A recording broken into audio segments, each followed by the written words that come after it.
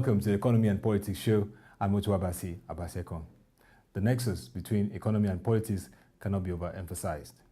In this edition, as we build up to the 2015 general elections, we'll be looking at key critical issues which should be of national concern, cutting across social, political, and economic spheres.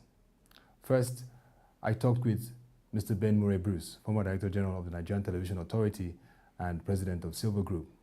He now is contesting for the Senate from Bayelsa State. I asked him why he's aspiring for this position and what he intends to do if he gets there. I think we need changes in the system and the structure. Folks like me are leftists and a bit too radical for the political structure, and our voices must be heard. There's a generation of Nigerians that are not heard. They need to be heard. They need to have programs for the poor, the masses. That's my constituency. We need a social security system in place. There are too many poor people, no middle class, and very few trillionaires, and that needs to change. They need to pay more taxes so we can use that money to look after the masses. Those are specific people-oriented programs that I want to embark on for the masses of this country. With the primaries 2 weeks from now in the People's Democratic Party, we can only wish Mr. Ben Murray Bruce all the best. As he has said, he's there to make a change, and we hope if he scales through, he will make that change indeed in the Senate. Now, the 241st Central Bank of Nigeria Monetary Policy Committee meeting begins today. This meeting comes at a crucial time as Nigeria witnesses decline in its oil price, and of course this is affecting revenue, and the federal government is taking some very tough measures. I asked Prof Anil Gupta, a global strategist on emerging markets at the recent FBN Capital Conference, on his view on what should be the approach of the CBN in terms of its monetary policy as the build-up to the election draws near. And here is what he had to say. I mean, my own bias tends to be towards the central bank, as being basically independent of the government, largely independent of the government. Obviously, somebody has to appoint the governor of the central bank, and that's the government. So in that sense, it will never be completely independent. But I look at India as a interesting comparison, because before the May 2014 elections, Indian economy was in deep trouble, and the previous government had appointed a new governor of the central bank in September of 2013, Raghu Rajan. And Raghu Rajan is a conservative, very pro-market guy. And he basically said that the monetary policy will be driven by number one goal, which is to defend the rupee and to kill the demon of inflation. And this was before the elections. So actually the government, the previous government, was kind of pushing the central bank to ease up on the monetary front, to actually cut interest rates.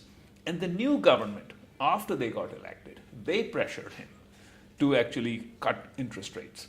But he said, no, that for the good of the country long term, I will not do that.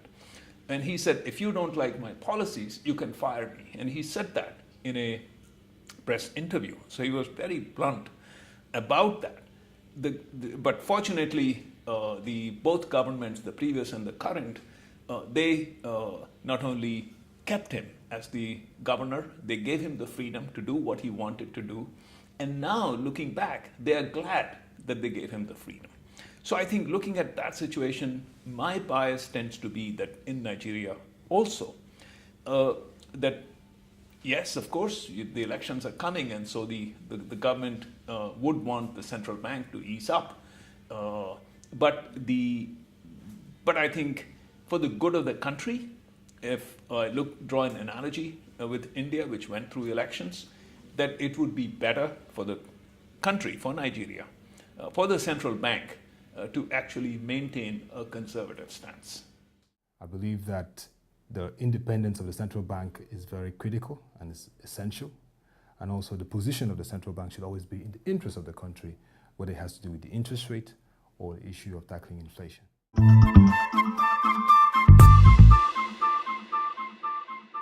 And to the last one, as the build-up to the 2015 election gathers momentum, the issue about the pre- and post-2015 economic outlook becomes critical for investors and also for all analysts. But Mr. Bismarck Rewani, notable financial analyst, is positive about post-2015 Nigeria. He says, though, it will witness remarkable socio-economic reforms. I was curious about this and asked Mr. Foluso Phillips, chairman of the Nigerian Economic Summit Group, about his view about the 2015 era and what we should expect and what should be tackled. And here's what he had to say.